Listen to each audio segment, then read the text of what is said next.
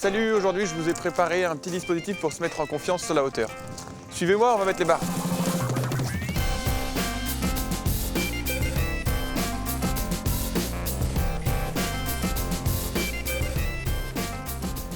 Ce dispositif est composé de 2 verticaux à 3 foulées et ça représente les 3 dernières foulées d'un abord d'obstacle pour un cavalier et son cheval. Et donc là, on a un petit obstacle en entrée et on va grossir progressivement la taille de l'obstacle en sortant. On a une cadence qui est toujours la même, ça rassure le cavalier et le cheval et du coup, on va pouvoir monter tout en gardant le cavalier en confiance.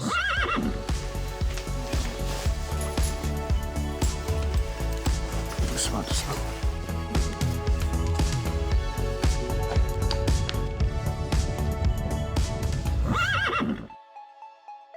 Je vous présente Tam Tam, un jeune cheval selle français de 6 ans qui fait du saut d'obstacle.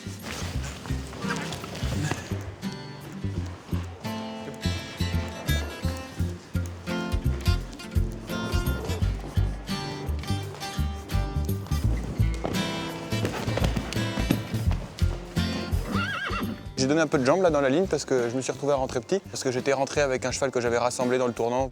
Il a fallu que je mette la jambe alors que la distance n'est pas très longue. Une fois que vous avez fait un bon passage comme ça, on peut monter de 2-3 trous. On voit que c'est très facile, j'ai juste à poser les mains. Donc cette ligne, elle éduque aussi l'œil du cavalier.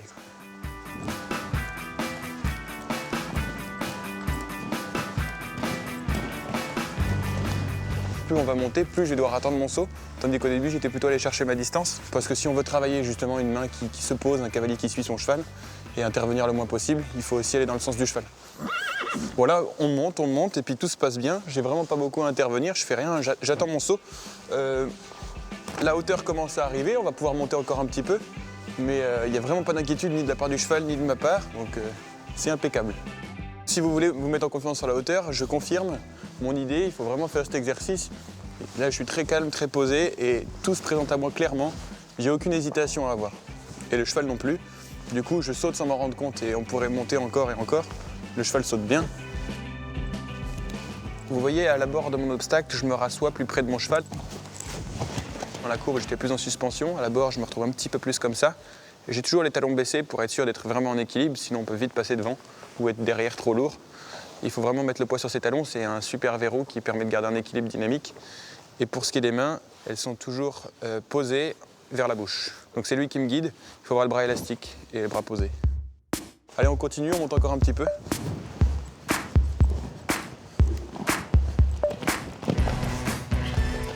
Ça, il est super, c'est un bon cheval qu'on essaye là. Vous voyez, on a commencé à 60 cm et de 60 cm à 1m30, moi j'ai rien fait, je suis à ma place, je ne bouge pas, j'interviens pas avec mes mains. Ça me donne des bonnes indications sur la foulée, c'est-à-dire que quand on réceptionne du premier obstacle, on voit tout de suite si on va avoir besoin de se redresser ou d'avancer vers l'obstacle. Au tout début, j'ai eu une fois avancé, à la fin, j'ai plutôt eu à me redresser. Donc c'est vraiment très éducatif. Puis ça permet de détecter un bon cheval aussi, parce que là, on a vu qu'un performeur, là, qui est vraiment très, très intelligent avec ses barres, lui.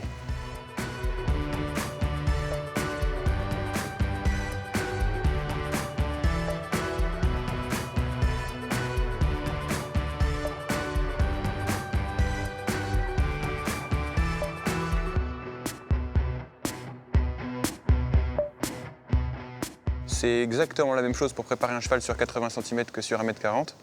La technique est la même. Le cheval saute, à un moment c'est lui qui saute, c'est plus nous. Donc nous, notre préparation c'est la même, il faut juste se relaxer. Et si votre moniteur vous le fait faire, c'est qu'il a confiance en vous et il sait que vous n'avez aucun problème pour le faire. De toute façon, on vient de le dire, c'est la même chose en haut ou en bas. Juste concentré que sur la technique, pas d'émotion. Et ça va aller tout seul.